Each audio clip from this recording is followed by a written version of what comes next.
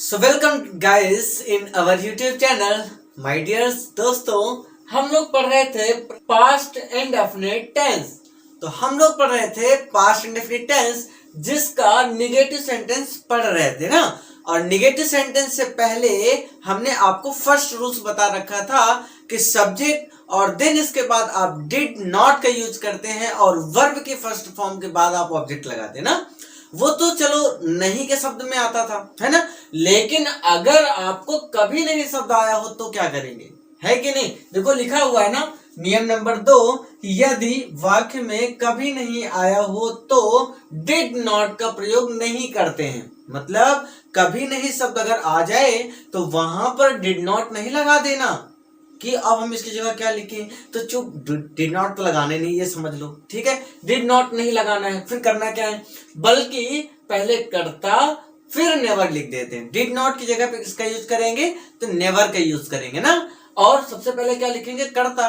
करता को इंग्लिश में क्या बोलते हैं, सब्जेक्ट। तो सबसे पहले आप सब्जेक्ट लिखेंगे, देन आप नेवर लिखेंगे और फिर वर्ब की सेकंड फॉर्म आती है ना। और निगेटिव सेंटेंस में तो आपने सीखा था कि डिड के बाद नॉट लगाते हो, वर्ब की फर्स्ट फॉर्म आती है। लेकिन यहां पर नेवर के बाद सेकंड फॉर्म आती है, ये बात भी याद रखिएगा, भूलिएगा नहीं, ठीक है ना। क्यों? क्योंकि अगर ये बात भूलेंगे तो फिर सेंटेंस गलत हो जाएगा, है कि नहीं। कि आप निगेटिव मान लो और इसके बाद वर्ब की आप फर्स्ट फॉर्म ही लगाते चलो तो फिर गलत हो जाएगा। तो आप यहाँ पर नेवर लगाओगे और नेवर के बाद वर्ब की सेकंड फॉर्म का यूज करोगे, ठीक है। तो आओ इंग्लिश में रूल समझते हैं। इंग्लिश में देखिए क्या लिखा है, if it has never come in the sentence.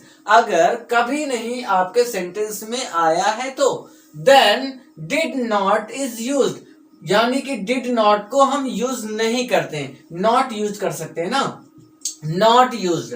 But first the subject, लेकिन सबसे पहले हम सब्जेक्ट लिख देते हैं, देन नेवर, इसके जस्ट बाद हम क्या लिख देते हैं, never, and then the second form of the verb comes, और इसके बाद वर्ब की सेकंड फॉर्म आती है। आई होप आपको समझ में आ गया होगा। तो चलिए फिर इसका एक एग्जांपल देख लेते हैं ना। इन बच्चियों ने कभी किसी की कोई भी चीज नहीं चुराई है। तो कभी नहीं आया हुआ ना, कभी नहीं चुराई है, ठीक है ना। अब ये भी नहीं कि कभी के साथ नहीं जुड़ा हो तभी आप इसका एक्सप्लेनेशन इस तरीके से करो कि कभी नहीं के लिए नेवर लगाते हैं ना।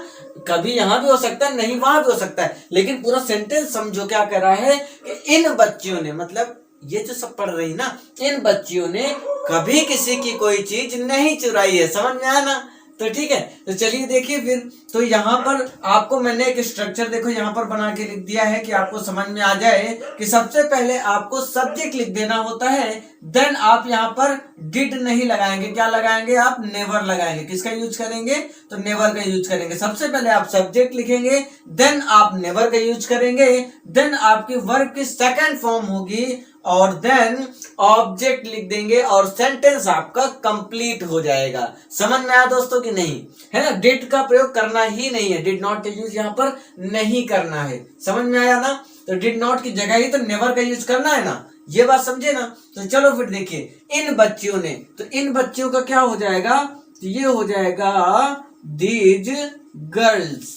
क्या हो जाएगा, दीज गर्ल्स। और इसके बाद क्या हो जाएगा, नेवर का यूज। तो नेवर हमने लगा लिया, देन वर्ब की सेकंड फॉर्म लिखनी है।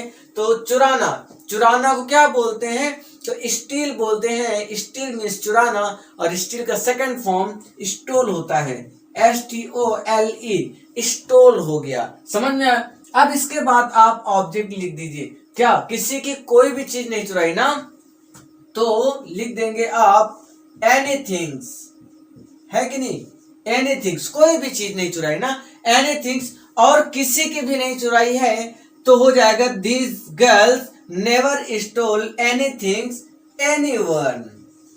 एनीवन मतलब किसी की भी नहीं ना भाई, इन बच्चियों ने कभी भी किसी की भी चीज नहीं चुराई है। तो दीज गर्ल्स नेवर स्टोल, यानी इन लड़कियों ने कभी नहीं चुराया है एनीथिंग, मतलब कोई भी चीज, और एनीवन मतलब किसी की भी। समझ में आया, नहीं आया समझ में, एक बार फिर समझा दे, चलो फिर से समझ लो। इन बच्चियों ने, तो सब्जेक्ट क्या हो जाएगा, दीज गर्ल्स हो जाएगा। इन बच्चियों का हो जाएगा दीज गर्ल्स। अगर उन बच्चियों का होता तो उन बच्चियों ने नहीं चुराई है, तो क्या होता, दोज गर्ल्स हो जाता। समझ में आया ना? तो दीज गर्ल्स इन बच्चियों ने, दोज गर्ल्स उन बच्चियों ने, है ना? क्योंकि दूरी को दर्शाने के लिए दोज का यूज करते हैं, नजदीक को दर्शाने के लिए दीज का यूज करते हैं। ठीक है, तो चलो फिर आगे देखते हैं। इसके बाद आपको मैंने बताया कि कभी नहीं के लिए नेवर का यूज करना, तो आप यहाँ पे नेवर लगा देंगे। इसके बाद आपको वर्ब की सेकंड फॉर्म लगानी है। तो वर्ब क्या है यहाँ पर, चुराना है कि नहीं? यहाँ पर क्रिया क्या है, चुराना ही तो है। तो चुराना को स्टील बोलते हैं, और स्टील की जो सेकंड फॉर्म होती है वो होता है स्टोल। ये बात आपको लर्न करनी पड़ेगी। वर्ब की जो फॉर्म्स हैं वो आपको लर्न करनी ही होंगी। First second third form learn करिए आप धीरे धीरे करके, ठीक है? और अगर आपको नहीं भी मिलती है तो बताइएगा, हम आपको वो भी प्रोवाइड करवा देंगे। लेकिन कमेंट बॉक्स में जरूर कमेंट करा करो, जिससे मुझे तो पता चले कि आप रीड कैसे कर रहे हो, आपको प्रॉब्लम्स कहाँ पर आ भी रही कि नहीं आ रही। ठीक है, कमेंट बॉक्स पे जरूर कमेंट किया करो। अगर वीडियो आपको अच्छी लगती है तो लाइक और सब्सक्राइब जरूर कर लेना, अगर चैनल पे नए हो तो। ठीक है, अब इसके बाद देखिए यहां तक तो पहुंच गए। इसके बाद आपका ऑब्जेक्ट आता है। तो ऑब्जेक्ट क्या है, किसी की भी चीज नहीं चुराई ना, तो एनीथिंग हो गया, और किसी की भी नहीं तो एनीवन हो गया। एनीवन मतलब होता किसी का भी नहीं, ठीक है ना? कोई व्यक्ति मतलब एनीवन, कोई भी, किसी का भी नहीं चुराया। ठीक है, तो ये हो गया। चलिए फिर दूसरा एग्जांपल समझ लेते, इससे और आसानी हो जाएगी समझने में। कि पुलिस वाले चोर को पकड़ने कभी समय से नहीं आए, है ना? ऑन टाइम कभी आए नहीं, एक्चुअल समय पे नहीं आए। तो पुलिस वाले ना, तो पुलिस वाले को क्या बोलेंगे हम, तो द पुलिस मैन बोल सकते हैं, है कि नहीं? ये कभी आए ही नहीं, वो सॉरी पुलिस वाले, तो पुलिस मैन बोल सकते हैं। अब इसके बाद कभी नहीं के लिए आप नेवर का यूज कर सकते हैं, क्या करते ही हैं। अब वर्ब की सेकंड फॉर्म, अब समय से नहीं आए, आना, आना को तो कम बोलते हैं, लेकिन सेकंड फॉर्म तो केम होती है। तो चलिए केम लिख देते हैं, है ना? और पकड़ने, पकड़ने नहीं आया तो केम टू कैच लिख सकते हैं ना। कैच मतलब पकड़ना, और किसे पकड़ना, चोर को पकड़ने के लिए ना। तो कैच द थीफ, तो थीफ हमने लिख दिया। और इसके बाद समय से नहीं आए हैं, तो ऑन द टाइम, तो ऑन द टाइम हमने लिख दिया। तो the policeman never came to catch the thief on the time, यानी जो पुलिस वाले हैं वो चोर को पकड़ने कभी समय से नहीं आए, ऐसा होता रहा है ना? तो अभी सेंटेंस बना दिया गया।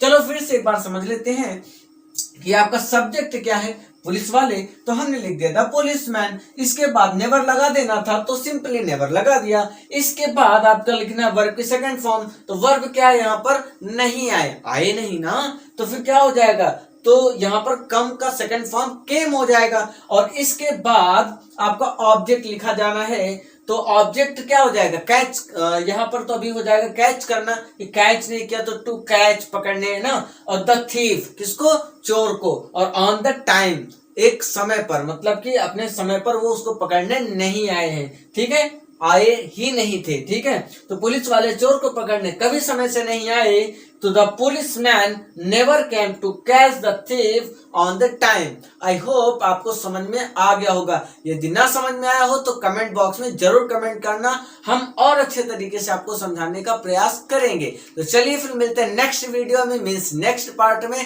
तब तक के लिए जय हिंद। और इसके एग्जाम्पल जरूर लगाते रहना, खुद एग्जाम्पल सॉल्व करते रहो। सेल्फ जितना करोगे उतने डाउट आपके क्लियर हो जाएंगे। ठीक है, और फिर भी डाउट आता है तो कमेंट बॉक्स में कमेंट करना, हम उसका सोल्यूशन आपको जरूर देंगे। तो थैंक यू, जय हिंद, मिलते हैं नेक्स्ट पार्ट में।